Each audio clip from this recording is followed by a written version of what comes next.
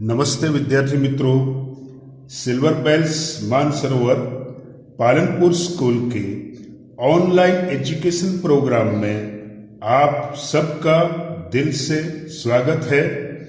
मीठे बच्चों, आज हम standard 8 subject Hindi chapter number 3 जिसका नाम है मत बांटो इंसान को और कवि का नाम है विनय महाजन, इस काव्य का अभ्यास करेंगे। तो फर्स्ट ऑफ ऑल कवि परिचय देख लेते हैं।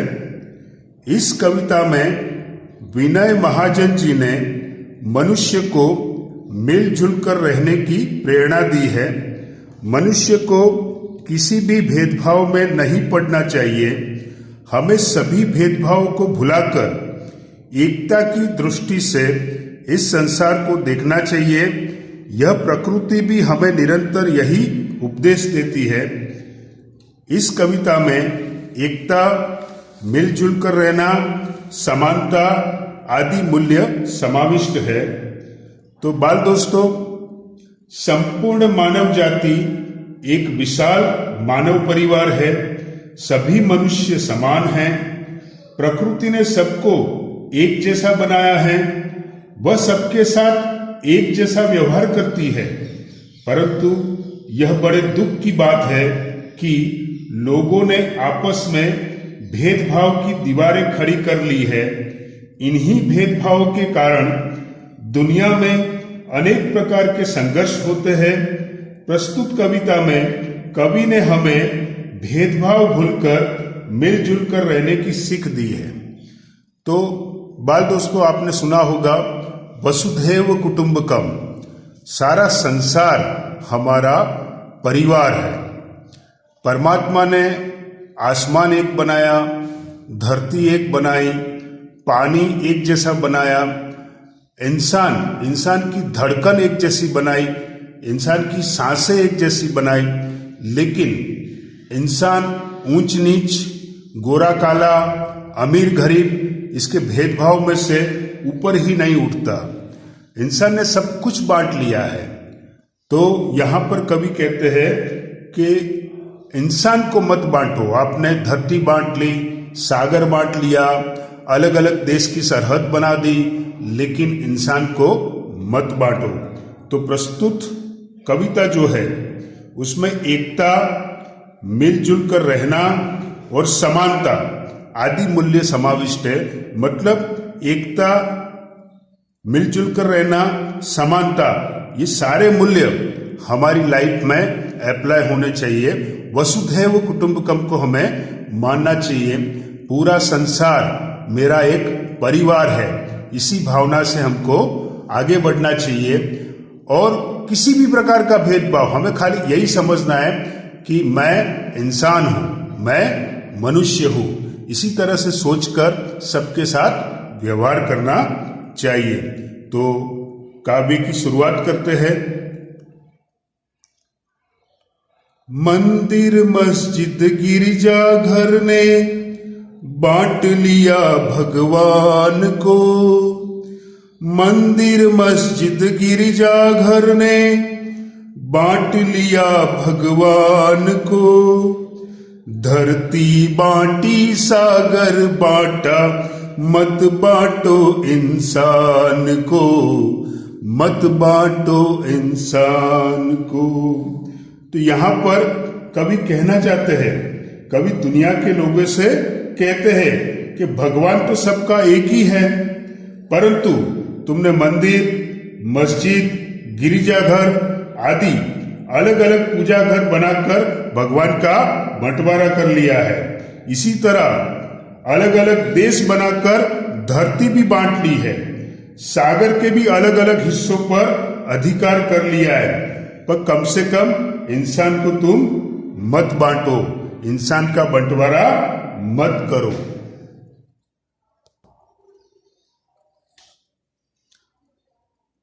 अभी राह तो शुरू हुई है, मंजिल बैठी दूर है। अभी राह तो शुरू हुई है, मंजिल बैठी दूर है। उजियाला महलों में बंदी हर दीपक मजबूर है, हर दीपक मजबूर है। दुनिया में समानता की भावना फैलने की अभी तो शुरुआत हुई है। मंजिल माने लक्ष्य, लक्ष्य तो अभी दूर है। समानता का भाव पूरी दुनिया में फैलने के लिए अभी बहुत प्रयत्न करने पड़ेंगे। उजियाला महलों में बंदी यानी उजियाला मतलब बिजली की रोशनी। बिजली की रोशनी अभी केवल धनी लोगों के घरों में ही है। हर दीपक मजबूर है, इसका अर्थ होता है गरीबों के झोंपड़े में अब भी दीपक ही जल रहे हैं। फिर से देखते हैं, दुनिया में समानता की भावना फैलने की अभी तो शुरुआत हुई है। समानता का भाव पूरी तरह फैलने में अभी देर है। मंजिल माने लक्ष्य, लक्ष्य तो अभी दूर है। उजियाला महलों में बंदी यानी बिजली की रोशनी अभी केवल धनवान लोगों के घरों में ही है और गरीबों के झोंपड़े में तो दीपक ही जल रहा है। नेक्स्ट देखते हैं, मिला न सूरज का संदेशा हर घाटी मैदान को, मिला न सूरज का संदेशा हर घाटी मैदान को, धरती बाटी सागर बाटा मत बांटो इंसान को, मत बांटो इंसान को। मिला न सूरज का संदेशा, अभी तो सूर्य का संदेशा प्रत्येक घाटी और मैदान तक नहीं पहुंचा है। मतलब समानता रूपी सूरज की रोशनी हर जगह नहीं पहुंची है। अभी मानव समानता का विचार अभी दुनिया के बहुत से भागों तक नहीं पहुंचा है। हे इंसान, तूने धरती बांट ली, सागर बांटा, मत बांटो इंसान को बांटो मत। मतलब समानता रूपी सूरज का संदेश जो है वो पूरी दुनिया में अभी तक फैला नहीं है। हे इंसान, धरती तूने बांट ली, सागर बांट लिया, इंसान को मत बांटो। नेक्स्ट देखते हैं, अब भी हरी भरी धरती है, ऊपर नील वितान है। अब भी हरी भरी धरती है, ऊपर नील वितान है। पर न प्यार हो तो जग सूना, जलता रेगिस्तान है, जलता रेगिस्तान है। धरती अब भी हरी भरी है, ऊपर नीले रंग का वितान, वितान का मतलब होगा आकाश।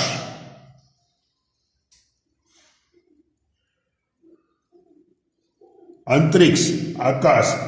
तो पूरे संसार में जो धरती है वो अब भी हरी भरी है और आसमान वो अभी भी नीले रंग का है और सारे देश में है। ये हम इंडिया में जो आसमान देख रहे हैं, ऐसा नहीं कि अमेरिका में आसमान नहीं है, आसमान पूरे वर्ल्ड में है, बराबर।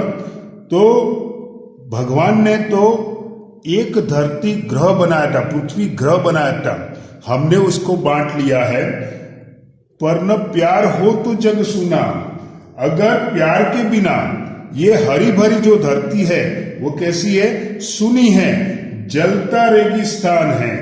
मतलब जैसे रेगिस्तान, मरुभूमि, तो रेगिस्तान हो ऐसे ये पृथ्वी ग्रह जल रहा है बिना प्यार के। जैसे love is God, God is love, तो बिना प्यार के ये धरती कैसी हो गई है, रेगिस्तान जैसी हो गई है, मरुस्थल जैसी हो गई है। मतलब इंसान को एक दूसरे से प्यार करना चाहिए, नफरत करना नहीं चाहिए।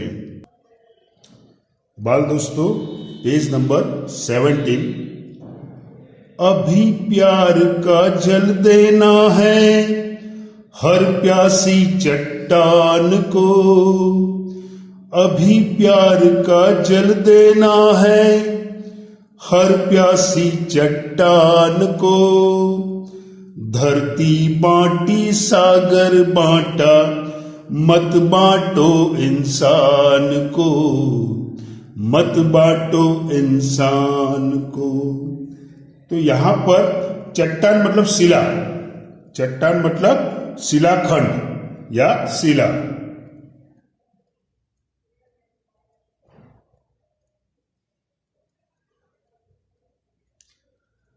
तो यहां पर कवि कहते हैं कि हमें हर प्यासी चट्टान को, जो इंसान को प्यार नहीं मिला वो कैसा बन जाएगा, चट्टान जैसा, शिलाखंड जैसा, पत्थर जैसा बन जाएगा। तो हमें हर प्यासी चट्टान को, प्यार के लिए तरसते हृदयों को प्यार का शीतल जल देना है, प्यार का शीतल जल देना है। हे इंसान, तूने धरती बांटी, सागर बांटा, कम से कम इंसान को मत बांटो। साथ उठे सब तो पहरा हो, सूरज का हर द्वार पर, साथ उठे सब तो पहरा हो, सूरज का हर द्वार पर, हर उदास आंगन का हक हो, खिलती हुई बहार पर, खिलती हुई बहार पर। तो ये पंक्ति देखते हैं। समानता का सूरज, समानता का सूरज का प्रकाश सबको मिल सकता है अगर सब लोग अपना द्वार, अपने हृदय के द्वार वो क्या कर दे, खोल ले। समानता रूपी सूरज का प्रकाश सबको मिल सकता है, लेकिन इंसान को क्या करना चाहिए, अपने हृदय के द्वार खोल देने चाहिए। अगर हम प्यार बांटेंगे, एक दूसरे को प्यार करेंगे बराबर, तो हर उदास आंगन का हक हो, कोई भी आंगन उदास नहीं रहेगा, हर आंगन में खुशी छा जाएगी, खिलती हुई बहार। जैसे बाग में बहार आती है, तो बाग में बहार का मतलब होता है वसंत ऋतु, वसंत या फिर शोभा। जैसे उपवन में, जैसे बाग में बहार आ जाती है, ऐसे ही ये संसार रूपी जो उपवन है उसके अंदर बहार आ जाएगी। तो फिर से देखते हैं, समानता का सूरज का प्रकाश सबको मिल सकता है अगर हर व्यक्ति अपने दिल के दरवाजे खोल ले, और हर उदास आंगन का हक हो, हर उदास आंगन का हक हो। इसका मतलब उदास आंगन में अगर हम प्यार देंगे वो कैसा बन जाएगा, खिलती हुई बहार पर। मतलब वो बाग में जैसे बहार आती है, जैसे वसंत ऋतु आती है, तो बाग कैसा हो जाता है, शोभायमान हो जाता है, सुंदर हो जाता है। ऐसे ही संसार रूपी उपवन सुंदर हो जाएगा। रौंद न पाएगा फिर कोई मौसम की मुस्कान को, रौंद न पाएगा फिर कोई मौसम की मुस्कान को, धरती बांटी सागर बांटा, मत बांटो इंसान को, मत बांटो इंसान को। तो प्रस्तुत पंक्तियों का मतलब होता है, विश्व में समानता का भाव फैल जाएगा, विश्व में समानता का भाव फैल जाएगा तो कोई किसी पर रौंद न पाएगा, मतलब जुल्म नहीं कर पाएगा, कोई किसी पर जुल्म करेगा नहीं। ये पूरा संसार स्वर्ग से भी सुंदर हो जाएगा, क्योंकि परमात्मा किसी भी व्यक्ति को, किसी भी इंसान को दुख देना नहीं चाहता, लेकिन इंसान ही इंसान को दुख देता है। इंसान धनवान बन गया, बलवान बन गया, न जाने क्या क्या बन गया, खाली वो इंसान नहीं बन पाया। तो कवि यहां पर कहते हैं हमें इंसान बनना है। अगर हम इंसान बनेंगे तो ये जो पृथ्वी ग्रह है, ये जो पूरा संसार है, वो संसार उपवन बन जाएगा। मीठे बच्चों, शब्दार्थ देखते हैं। राह मतलब रास्ता, मार्ग। उजियाला का मतलब होता है उजाला, रोशनी।